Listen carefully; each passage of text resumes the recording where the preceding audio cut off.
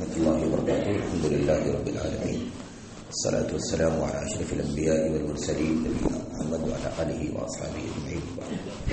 يقول الله سبحانه وتعالى: أعوذ بالله من الشيطان الرجيم. يا أيها الذين آمنوا أنفقوا مما رزقناكم من قبل أن يأتي يوم لا بيع فيه ولا خلة ولا شفاعة والكافرون هم الظالمون. اس آیت کریمہ میں اللہ سبحانہ وتعالی نے ایمان والوں کو خرچ کرنے کا حکم دیا ہے. انفاق فی سبیل اللہ، اللہ کے راستے میں اللہ کی دی ہوئی روزی، اللہ کا دیا ہوا مال خرچ کرنے کا حکم دیا ہے. اور اس بات کی یاد دہانی کرائی ہے کہ یہ مال خرچ کرنا اس وقت ہی ضروری ہے، کیونکہ قیامت کا دن جب ہوگا تو اس دن انسان کے اعمال کا محاسبہ ہوگا اور اس دن کوئی عمل کرنے کا موقع نہیں دیا جائے گا. اور اس میں سب سے بڑے ظالم وہ ہوں گے جو کفر کرنے والے ہیں. کفار ہی سب سے بڑے ظالم ہیں. یہ مضمون اللہ تبارک و تعالیٰ کے کلام کی بہت ساری آیتوں میں بیان کیا گیا ہے.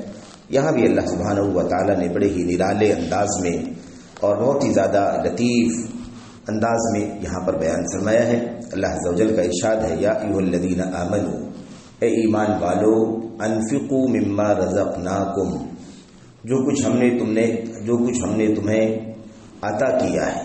رزق، رزق دینا یعنی عطا کرنا.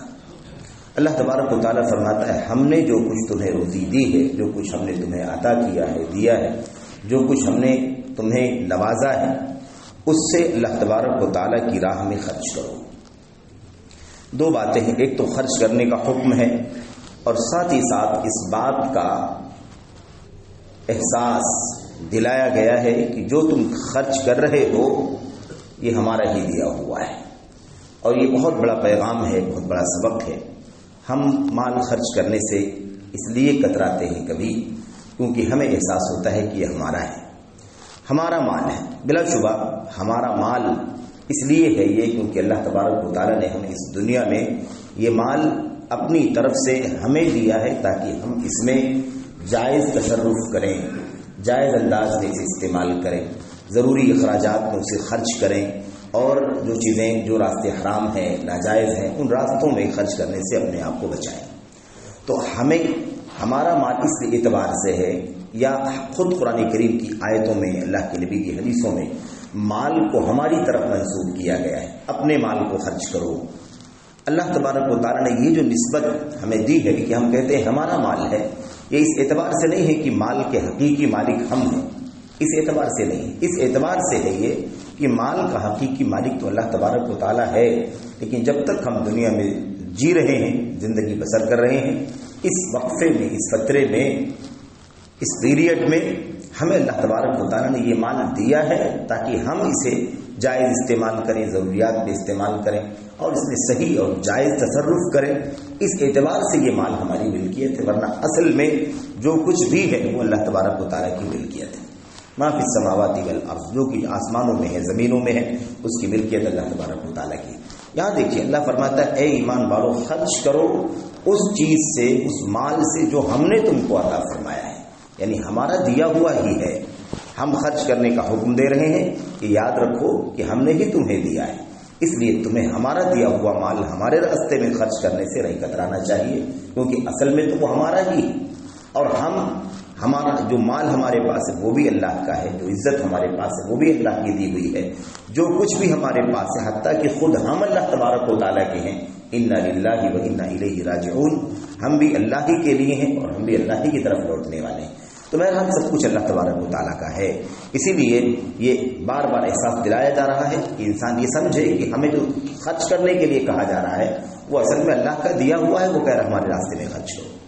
تو بہرحال مما رزقناکم، جو کچھ ہم نے تمہیں دیا ہے. من قبل ان یأتی یوم لا بیع فیہ ولا خلۃ ولا شفاعہ. تین باتیں، تین راستے انسان کی زندگی میں ایسے ہوتے ہیں جہاں سے انسان کو مدد مل سکتی ہے، جہاں سے انسان کو سپورٹ مل سکتا ہے، جن راستوں سے انسان کو کہیں نہ کہیں حمایت مل سکتی ہے اور کسی مشکل سے، کسی دشواری سے اسے چھٹکارا مل سکتا ہے، اللہ تبارک و تعالیٰ نے وہ تینوں راستے بند کر دیے اور اللہ نے فرمایا کہ قیامت کے دن یہ راستے جو ہیں ان میں سے کوئی بھی راستہ تمہارے لیے کارآمد نہیں ہوگا۔ یہ راستہ دنیا میں چلتا ہے، دنیا میں ان راستوں سے انسان فائدہ اٹھاتا ہے، فائدہ پہنچاتا ہے، لیکن قیامت کے دن اس میں سے کوئی بھی راستہ کارآمد نہیں ہوگا۔ اللہ تبارک و تعالیٰ فرماتا ہے خرچ کرو ہماری دی ہوئی مال سے، من قبلی، اس سے پہلے کہ وہ دن آئے، قبل اس کے کہ وہ دن آئے۔ کون سا دن؟ اس دن کی خصوصیت، اس دن کی صفت بیان کی گئی، تین صفات بیان کی گئی۔ لا بیع فیہ، اس دن کے آنے سے پہلے جس دن کوئی لین دین نہیں ہوگا، خرید و فروخت نہیں ہوگا، بیع یعنی تجارت نہیں ہوگی، کوئی بیع، لین دین، تجارت یہ نہیں ہوگا۔ قیامت کا دن، اس دن کے آنے سے پہلے، قیامت کے دن سے پہلے مال خرچ کرو، جس دن کوئی کاروبار نہیں ہوگا، لین دین نہیں چلے گا۔ ولا خلہ، اور نہ ہی کوئی جگری دوستی چلے گی، کسی جگری دوستی کا کوئی دخل نہیں ہوگا۔ ولا شفاعہ، اور نہ سفارش ہوگی۔ آج دنیا کے اندر کسی مشکل میں اگر ہم پھنس جائیں تو مال دے کر کے کام چلا لیتے ہیں، مال دے کر کے چھٹکارا حاصل کر لیتے ہیں، مال دے کر کے جائز تو جائز ہے، ناجائز راستے بھی بہت سارے بہرحال لوگ اپنے کام کر لیتے ہیں۔ آدمی مال خرچ کر دیتا ہے، آدمی رشوت دے دیتا ہے، آدمی مثال کے طور پر مالی لالچ دے کر کے اپنا کام کروا دیتا ہے۔ اللہ تبارک و تعالیٰ فرماتا اس دن کے آنے سے پہلے، قیامت سے پہلے، جس دن کوئی لین دین نہیں چلے گا، لین دین نہیں ہوگا، اس کا دو معنی ہے۔ ایک معنی تو یہ ہے کہ لین دین کرنے کی پرمیشن نہیں ہوگی، ظاہر ہے کہ قیامت کے دن سے جو کچھ ہوگا وہ اللہ تبارک و تعالیٰ سے کے ہی حکم سے ہوگا۔ انا الملک انا الدیان انا الجبار این الجبارون، اللہ تبارک و تعالیٰ قیامت کے دن کہے گا میں بادشاہ ہوں، میں حکم اور فیصلہ کرنے والا ہوں، میں ہی سارا نظام، سارا جو کچھ بھی آج فیصلہ ہوگا اس کو وہ میرے ہی ہاتھ میں ہے۔ انا الجبار، میں جبار ہوں۔ دنیا کے بڑے بڑے جابر لوگ جو تھے، دنیا میں اپنی جبر، اپنے تسلط کا چرچا کرتے تھے، ان کا غلغلہ تھا، وہ کہاں گئے؟ یعنی دنیا میں کسی کی نہیں چل سکتی، دنیا میں چلتی تھی، آخرت میں کسی کی نہیں چل سکتی۔ اللہ تبارک و تعالیٰ فرماتا ہے لا بیع فیہ، اس دن کوئی لین دین نہیں چلے گا۔ تو ایک معنی تو یہ کہ لین دین کی اجازت نہیں ہوگی، دوسری چیز یہ ہے کہ لین دین کے لیے جو کچھ ہوتا ہے وہ میسر ہی نہیں ہوگا۔ انسان لین دین کیسے کرتا ہے؟ آج دنیا میں ہمارے پاس سامان ہے، پراپرٹی ہے، اور سامنے والے کے پاس، آپ کے پاس پیسے، آپ پیسے دیتے ہیں، ہم آپ کو سامان دیتے ہیں، ہم پیسے دیتے ہیں، آپ ہم کو سامان دیتے ہیں، ہمارے پاس پیسہ، ہم آپ کو پیسے دیتے ہیں، آپ سے کوئی کام کروا لیتے ہیں، آپ پیسے دیتے ہیں، آپ ہم سے کوئی کام کروا لیتے ہیں۔ یہ اسباب جو ہیں یہ اسباب ہی نیل ہوں گے، میسر ہی نہیں ہوں گی، اس دن کچھ بھی نہیں ہوگا۔ آدمی بالکل خالی ہاتھ جائے گا قیامت کے دن، آدمی کے پاس کچھ بھی نہیں ہوگا، لا درہم ولا دینار، کچھ بھی نہیں ہوگا۔ جو کچھ ہوگا وہ صرف کیا ہوگا؟ حسنات اور سیئات، نیکیاں اور بدیاں، اسی کا حساب و کتاب ہوگا۔ اس کے سوا کوئی لین دین، کوئی کاروبار چل جائے ہمارے پاس نہ تو اس کی کوئی سہولت ہوگی اور نہ ہمارے لیے اس بات کی اجازت ہوگی۔ تو لا بیع فیہ، اس دن کوئی لین دین، کوئی کاروبار نہیں ہوگا۔ ولا خلہ دوستی کو کہتے ہیں، ایسی دوستی جو دوستی کا سب سے اونچا درجہ ہوتا ہے۔ یعنی انسان کہتا ہے صدیق دوست ہے، انسان کہتا ہے حبیب محبوب ہے، انسان کہتا ہے حمیم جس کو کہتے ہیں گرم جوشی والا دوست، گرم جوشی کا یارانہ، جس میں گرمی ہوتی ہے، بہت زیادہ میلان ہوتا ہے۔ ان سب سے اوپر دوستی اور محبت کا سب سے بڑا نام کیا ہے؟ خلت۔ اسی لیے اللہ تبارک و تعالیٰ نے ابراہیم علیہ السلام کے بارے میں کیا فرمایا؟ واتخذ اللہ ابراہیم خلیلا، اللہ تبارک و تعالیٰ نے ابراہیم علیہ السلام کو اپنا خلیل بنا لیا۔ وہاں صدیق نہیں کہا، حمیم نہیں کہا، حبیب نہیں کہا، بلکہ خلیل کہا، کیونکہ یہ سب سے اونچا درجہ ہے دوستی کا، قربت کا۔ تو اللہ تعالیٰ نے خلیل کہا۔ لا خلہ، کوئی خلت نہیں چلے گی دنیا میں۔ کوئی کتنا بھی زیادہ کسی کا دوست ہو، جگری ہو، بہت زیادہ حمایت کرنے والا ہو، بہت زیادہ اس کا سپورٹ کرنے والا ہو، اس کی طرف مائل ہونے والا ہو، اس کے لیے قربانی دینے والا ہو، لا خلہ، اس دن کوئی بھی جگری دوستی نہیں چلے گی۔ جو کچھ ہے وہ یہی ہے، اس کے علاوہ دنیا میں، اس کے علاوہ آخرت میں یہ دنیا کا جو کچھ بھی دوستانہ، یارانہ، محبت، تعلق، یہ جو کچھ چلتا ہے یہ آخرت میں نہیں چلے گا۔ ولا شفاعہ، اور نہ ہی سفارش چلے گی۔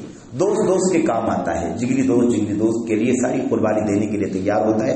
اس دن بڑے سے بڑا جگری دوست بھی اگر میرا آپ کا ہوگا تو وہ بھی اپنے آپ میں مشغول ہوگا. نفسی نفسی نفسی، میرا کیا معاملہ ہے، میرا کیا معاملہ، آدمی اپنے بارے میں پریشان ہوگا. کوئی جگری دوست کسی کے کام نہیں آئے گا. اللہ تبارک و تعالیٰ نے فرمایا ولا شفاعت، سفارش نہیں ہوگی. دنیا کے اندر آدمی کسی کے پاس جاتا ہے، کسی کام میں پھنس جاتا ہے، مشکل میں، تو کہتا ہے کہ آپ سفارش کر دیجیے مجھے چھوٹ مل جائے، آپ سفارش کر دیجیے میرا کام ہو جائے، آپ سفارش کر دیجیے میرا مسئلہ حل ہو جائے. سفارش کا بھی کوئی تصور نہیں ہوگا. یہ تین راستے ہوتے ہیں، یا تو آدمی دین لین کر کے مسئلہ حل کر لیتا ہے، یا کوئی دوست اور ساتھی اس کے کام آ جاتا ہے، یا کوئی بڑا آدمی اس کا سفارش کر دیتا ہے اور اس کے ذریعے سے مسئلہ حل ہو جاتا ہے. اللہ تبارک و تعالیٰ نے فرمایا قیامت کے دن یہ تینوں چیزیں نہیں ہوں گی. یہ ساری باتیں کس کے بارے میں کہی جا رہی ہیں؟ کفار کے بارے میں، مشرکین کے بارے میں. ایمان والوں کا جہاں تک مسئلہ ہے تو ایمان والوں کے لیے سفارش کا دروازہ کھلا ہوا ہے. سفارش، جن کے پاس ایمان ہے گرچہ ان کے پاس کچھ گناہ بھی ہوں گے لیکن اللہ تبارک و تعالیٰ انہیں سفارش کا موقع دے گا، لیکن سفارش شرط کے ساتھ ہوگی. سفارش کے لیے دو شرطیں اللہ تبارک و تعالیٰ کے کلام میں بیان کی گئی ہیں. ایک شرط یہ ہے کہ اللہ تبارک و تعالیٰ سفارش کرنے والے سے راضی ہو. سفارش جس کے لیے کی جا رہی، سفارش جو سفارش کرنا چاہ رہا ہے اس سے اللہ تبارک و تعالیٰ راضی اور خوش ہو. دوسری شرط، جس کے لیے سفارش کرنا چاہ رہا ہے اس کے لیے سفارش کرنے کی اللہ تبارک و تعالیٰ کی طرف سے پرمیشن اور اجازت ہو. اذن اور رضا، اجازت اور رضامندی اللہ تبارک و تعالیٰ کی طرف سے ہونی چاہیے. تو جس کے لیے سفارش کرنا چاہتا ہے، سفارش کرنے والا، اس کے لیے اللہ تبارک و تعالیٰ کی اجازت ہونی چاہیے، اور جو سفارش کرنا چاہ رہا ہے اس سے اللہ تبارک و تعالیٰ کا راضی اور خوش ہونا ضروری ہے. ان دونوں شرطوں کے ساتھ سفارش ہو سکتی ہے. اسی لیے انبیاء، صدیقین، شہداء، صالحین سفارش کر سکیں گے ایمان والوں کے لیے قیامت کے دن. تو اللہ تبارک و تعالیٰ نے فرمایا کہ یہ اس دن کی حالت ہوگی. قرآن کریم میں اللہ تبارک و تعالیٰ نے فرمایا الاخلاء یومئذ، قیامت کے دن کی کیا حالت ہوگی. یہاں اللہ نے فرمایا لا خلہ، دوستی یارانہ نہیں چلے گا. تو الاخلاء جو دنیا میں جگری دوست ہیں، ایک خلیل دوسرے کا خلیل ہے، وہ اس کا خلیل ہے، وہ اس کا دوست. اللہ فرماتا ہے کہ قیامت کے دن یہ جو جگری دوست ہوں گے سب کے سب ایک دوسرے سے دور ہو جائیں گے. کوئی کسی کے کام نہیں آئے گا سوائے متقیوں کے، الا المتقین. ہاں، تقوی شعار جو ہوں گے اللہ سے ڈرنے والے، ان کے لیے ایک دوست اس دن بھی سفارش کر سکے گا اور اس دن بھی اللہ تبارک و تعالیٰ درخواست کر سکے گا. میرے بھائیوں، تو وہ دوستانہ صرف اور صرف تقوی شعاروں کا، متقیوں کا، صالحین کا، مخلصین کا قیامت کے دن باقی رہے گا. ورنہ میرے بھائیوں، جو لوگ کفر پر، بدعقیدگی پر، نفاق پر دنیا سے مریں گے، وہ ساری دوستیاں جو دنیا میں تھیں وہ ساری کی ساری دھری رہ جائیں گی. وہاں کوئی کسی کا دوست نہیں ہوگا. ولا صدیق حمیم، اللہ نے فرمایا کوئی بھی، نہ کوئی دوست ہوگا، نہ ساتھی ہوگا، نہ جگری ہوگا، کوئی کسی کے کام نہیں آئے گا. یہاں پر اللہ تبارک و تعالیٰ نے اخیر میں فرمایا والکافرون هم الظالمون، کفار ہی ظالم ہیں، کفار ہی ظالم ہیں. دیکھیں، ظلم کے معنی ہوتے ہیں کسی چیز کو اس کی جگہ پر رکھنے کے بجائے دوسری جگہ رکھ دینا، یہ ہے ظلم. اب کفر جو ہے، یہ شرک جو ہے، یہ کفر اور شرک یہ اس مسئلے میں سب سے بڑی چیز ہے جو دوسری جگہ. اللہ تبارک و تعالیٰ کے لیے ایمان چاہیے، اللہ تبارک و تعالیٰ کی توحید کا اعتراف چاہیے، اللہ تبارک و تعالیٰ کے لیے خالص عبادت اور بندگی ہونی چاہیے. اب انسان وہ عبادت، وہ بندگی جو خالص اللہ کے لیے ہونی چاہیے، ایمان اللہ تبارک و تعالیٰ پر ہونا چاہیے. جو لوگ کفر کرتے ہیں وہ اس چیز کو دوسری جگہ کر دیتے ہیں، یعنی اس جگہ پر ایمان ہونا چاہیے، انکار کرتے ہیں. یہاں پر توحید ہونی چاہیے، شرک کرتے ہیں. اللہ تبارک و تعالیٰ کے لیے خالص عبادت و بندگی ہونی چاہیے، اللہ تبارک و تعالیٰ کو یہ حق نہیں دیتے ہیں، اس لیے ظلم کرنے والے ہیں. اور ظلم میں سب سے بڑی، ظلم کی فہرست میں سب سے بڑا نام جو ہے وہ اسی کفر اور شرک کا ہے. آپ سوچیں، شرک اگر سب سے بڑا ظلم ہے تو کفر کرنا تو اور بڑا ظلم ہے. کیوں؟ اس لیے کہ کفر میں تو سراسر اللہ تبارک و تعالیٰ پر ایمان کا انکار ہوتا ہے. شرک کے اندر تو شراکت ہوتی ہے، آدمی اللہ تبارک و تعالیٰ ہی کی بھی عبادت کرتا ہے اور اس کی عبادت میں دوسروں کو ساجیدار بھی بناتا ہے. کفر تو پورے طور پر انکار ہے، پورے طور پر اللہ تبارک و تعالیٰ کی عبادت، توحید عبادت جس کو کہا جاتا ہے، الوہیت، یعنی اللہ تبارک و تعالیٰ کے لیے رکوع اور سجدہ اور عبادت کے کام کرنا. اس کے لیے انسان، اس کے لیے ایک کافر جو ہوتا ہے یہ پورے طور پر انکار کرتا ہے، یعنی یہ کام سرے سے نہیں کرتا، جبکہ مشرک اللہ تبارک و تعالیٰ کی عبادت میں دوسروں کو شریک ٹھہراتا ہے، اللہ کو رب مانتا ہے، خالق مالک روزی رسا مانتا ہے، بارش برسانے والا مانتا ہے، صحت تندرستی دینے والا مانتا ہے، بیماری دینے والا مانتا ہے، لیکن جب عبادت کرنے سر ٹیکنے کا مسئلہ آتا ہے تو اللہ تبارک و تعالیٰ کے سامنے سر ٹیکنے کے بجائے دوسروں کے سامنے سر ٹیکتا ہے، دیوی دیوتاؤں کے سامنے، بزرگوں کے سامنے، قبروں وغیرہ۔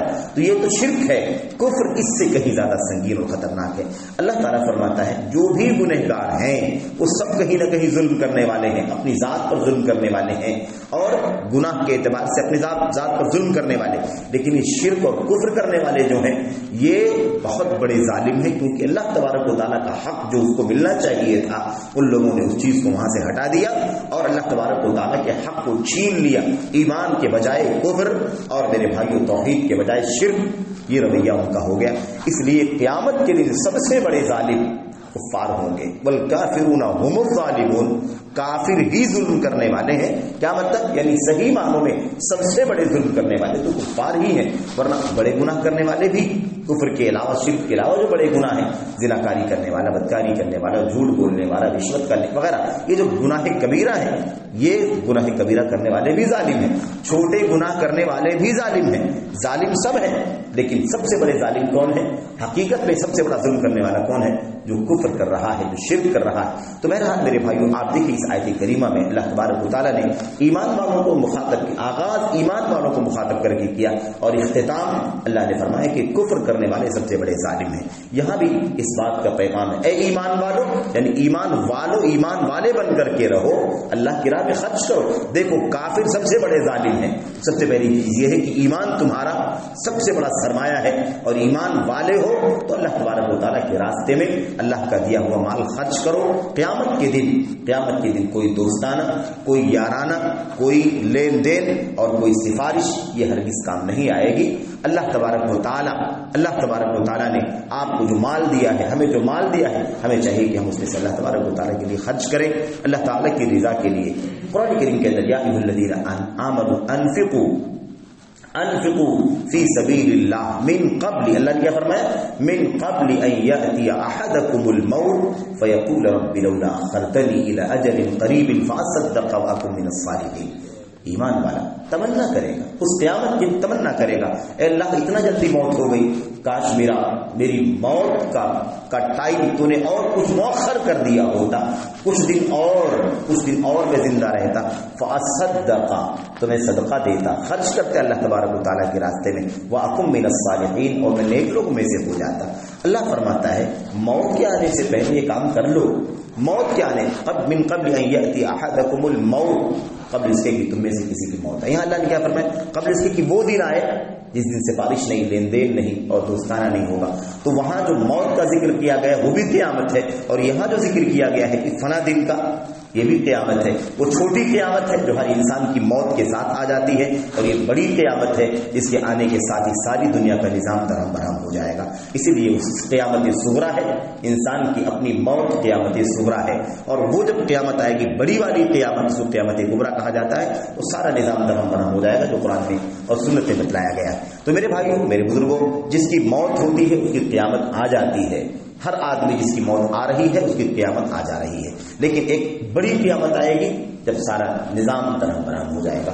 اللہ سے دعا کرتے ہیں کہ اللہ تبارک و تعالیٰ ہمیں اپنے مالوں کو شرح صدر کے ساتھ، طیب نفس، طیب خاطر، یعنی گرانی کے بغیر، دل پر جبر کر کے نہیں، بلکہ دل کی فرحت کے ساتھ، دل کی وسعت کے ساتھ اللہ تبارک و تعالیٰ کی رضا کے لیے اللہ کی راہ میں خرچ کرنے کی توفیق عطا فرمائے، اور اللہ تبارک و تعالیٰ ان نیکیوں کو کل قیامت کے دن ہماری مغفرت کا، ہمارے اوپر رحمت کا، جو دخول جنت کا ذریعہ بنائے، اور اللہ تبارک و تعالیٰ ہمیں دنیا میں جو کچھ بھی ہم دیں اخلاص اور الہیت کے ساتھ اللہ کی رضا جوئی اور خوشنودی کے حصول کی نیت سے اللہ تبارک و تعالیٰ خرچ کرنے کی توفیق عطا فرمائے۔ آمین رب العالمین، صلی اللہ وسلم وبارک علی نبینا محمد وعلی آلہ وصحبہ اجمعین۔ السلام علیکم ورحمۃ اللہ